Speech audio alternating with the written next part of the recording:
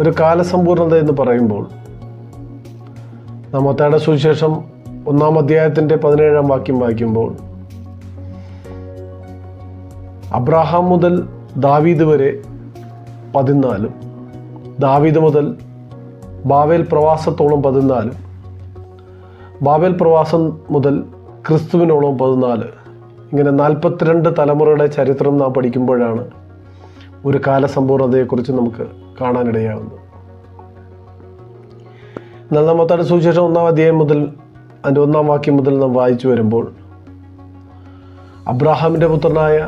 ദാവീദിൻ്റെ പുത്രനായ യേശുക്രിസ്തുവിൻ്റെ വംശാവലി, അബ്രഹാം ഇസ്ഹാക്കിനെ ജനിപ്പിച്ചു, ഇസ്ഹാക്ക് യാക്കോബിനെ ജനിപ്പിച്ചു, ഇങ്ങനെ തുടങ്ങി നാം വായിച്ചു. എന്നിട്ട് ഇശായി ദാവീദിനെ ജനിപ്പിച്ചു,